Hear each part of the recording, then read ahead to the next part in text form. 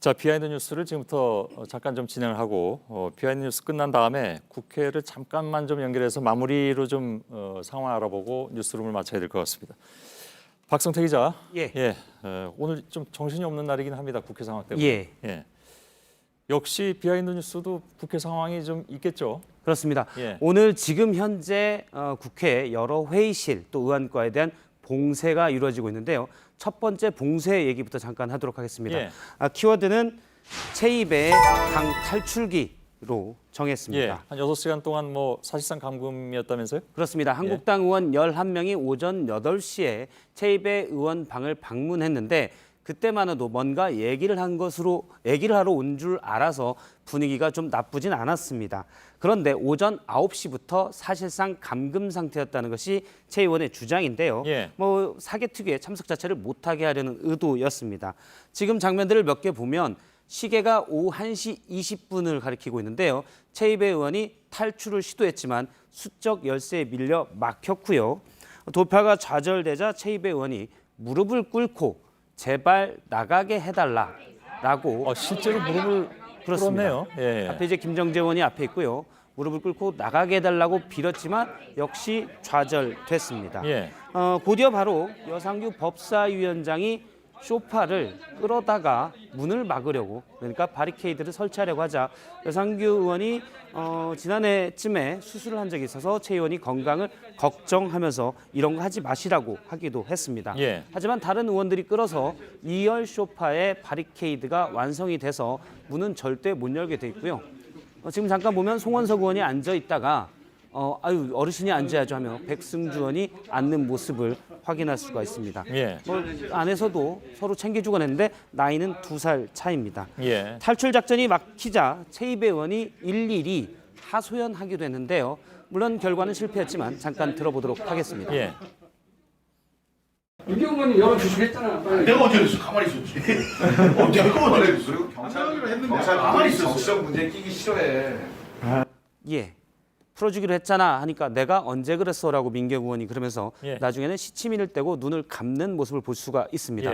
오후 경찰까지 출동했다면서요? 그렇습니다. 오후 2시쯤 상황인데 그때만 해도 봉쇄는 됐지만 약간 웃으면서 했는데 앞서 확인한 저녁 상황은 이제 많이 심각해졌습니다. 최입의 의원은 의원실이 6층인데요.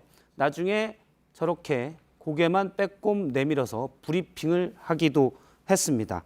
문틈으로 기자회견했고요. 안쪽에서 보면 상당히 많은 기자들이 있는데 6층 의원실 옆에 저렇게 통로가 설치가 돼 있어서 저쪽에서 창문을 깨서라도 창틀을 깨서라도 나가겠다라고 했습니다. 결국 탈출에는 나중에 경찰관과 소방관이 와서 성공을 했고요. 오늘 지금도 이제 국회 내에서는 봉쇄 활동, 몸싸움이 계속 벌어지고 있는데 오전 상황에서 눈에 띄는 장면이 하나 있었습니다. 바로 6선의 김무성 의원인데요. 김무성 의원은 다른 의원들이 모두 구두를 신고 있었는데 운동화를 신고 준비한 듯 나왔었습니다. 6선이기 때문에 과거 동물국회 경험이 많았기 때문으로 보입니다. 비하인드 뉴스를 계속 진행하고 있는데요. 오늘 뭐 아무래도 시간이 좀 늦어져서 키워드 3개까지는 못 가고 2개만 가는데 그 전에 국회 쪽을 잠깐 좀 연결하고 두 번째 키워드 가겠습니다. 그게 나을 것 같습니다. 상황을 보니까 홍영표 민주당 원내대표가 무슨 얘기를 나름 이제 한 모양입니다. 오늘 상황에 대해서 입장을 내는 것 같은데 박소연 기자가 그 앞에 지금 바로 가 있습니다. 어떤 얘기들이 나왔는지 잠깐 좀 정리하고 현장 상황도 좀 듣고 다시 비하인드 뉴스로 돌아와서 마치도록 하겠습니다. 박소연 기자, 지금 제 얘기 들리죠? 어떤 얘기가 나왔습니까? 네, 저는 국회 7층에 있는 의원과 밖으로 나와서요. 지금 2층에 있는 민주당 원내대표실 앞에 나와 있습니다. 제 뒤로 보시면요. 지금 홍영표 원내대표가 지금 기자회견을 하고 있는데요. 제가 좀 떨어져 있는 상황이어서 어떤 이야기를 나누고 있는지는 들리진 않습니다. 다만 눈으로 보이는 걸 좀 전해드리면요. 그 빨간 잠바를 입고 있는 민경욱 한국당 의원도 그 옆에서 지켜보고 있습니다. 지금 이곳에 의원들이 모여 있는 이곳에 모여 있는 상황은요. 방금 전인 10분 전인 9시 10분경에 홍영표 원내대표가 지금 민주당 의원들 긴급 비상 소집령을 내렸습니다. 그렇기 때문에 민주당 의원들이 이곳으로 모일 것으로 예상이 되는데요. 네, 예상되고 있습니다. 예. 지금 카메라가 홍영표 원내대표 쪽을 실시간으로 비추고 있습니까 혹시? 조금 전 상황인 것 같군요. 저희가 그 실시간으로 보여드리려면요, 조금 이동은 해야 될 것 같습니다. 하지만 예. 지금 이렇게 보시는 것처럼 지금 기자회견을 하고 있습니다. 예, 이 상황은 지금 실시간으로 전해드리고 있는 것이고요.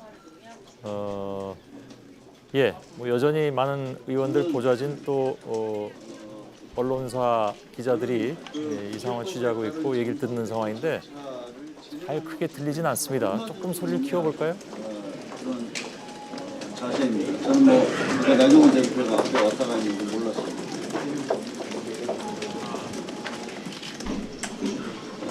예, 이렇게 잘 들리진 않는군요. 본 상황에 대한 입장이 나오는 것 같은데 박소영 기자 혹시 그 홍영표 원내대표 얘기를 다 들을 수는 없지만 예를 들어서 오늘 자정까지 어떻게든 이 문제를 해결하겠다는 입장은 변함이 없다고 합니까? 아니면 그에 대해서 조금 변화가 있습니까? 그것만 듣고 끝내죠. 제가 기자회견실에서 좀 멀리 떨어져 있기 때문에 지금 홍영표 원내대표가 어떤 이야기를 하고 있는지는 지금 들리진 않고 있습니다. 만약에 내부에서 좀 확인을 하고 다시 전달해 드리는 게 좋을 것 같습니다. 알았습니다. 그럼 바로 가서 취재를 해주시고 비하인드 뉴스 끝난 다음에 그 한마디만 듣고 끝내겠습니다. 예, 박소영 기자 그쪽으로 가주시기 바랍니다. 두 번째 키워드를 열어보죠. 예, 두 번째 키워드는 민주당 얘기를 좀 준비를 했는데요. 예, 위험한 금인찍으로 했습니다. 예, 뭐의 준말입니까 이건? 그래도 민주당 찍을 거 아니냐라는 말을 내부의 한 연구원이 붙인 말입니다. 예. 민주당의 정책연구소인 민주연구원이 최근 발간한 보고서를 보면 대한민국 중심 정당의 혁신적 포용 노선이란 제목으로 민주당의 가야 할 길에 대해서 얘기를 했습니다. 지난해 말 이후 새롭게 유입된 이른바 신민주당 지지층의 일부 이탈이 있다고 우려하면서 예. 몇 가지 경계해야 될 점을 꼽았는데요. 약어를 만들어서 했습니다. 그러니까 금인찍, 그래도 민주당 찍을 거잖아. 또 그 자찍이라고 했는데요. 그래서 자유한국당 찍을 거야 라는 겁니다. 예. 저런 오만과 독선이 있으면 오히려 지지율이 떨어질 수 있다라고 경계해야 된다는 지적을 했습니다. 예. 글쎄요, 뭐 누가 봐도 그렇게 좀 듣기에 불편한 그런 얘기일 수도 있겠네요. 예, 그렇습니다. 지지하는 사람이나 아니면 지지하지 않는 사람이나 예. 그렇죠? 예. 어떻게 보면 당연하지만 당이 보다 겸손해야 된다는 것을 지적을 한 건데요. 예. 어제 보고서가 나왔는데 오늘 이해찬 대표가 사실 어떻게 보면 장기 집권이 필요하다는 분위기에 말을 또 해서 얘기가 됐습니다. 예. 잠깐 들어보도록 하겠습니다. 정조대왕 이후에 세 분의 대통령을 빼놓고는 모두 다 아주 보수적이거나 일제 강점기에 살았습니다.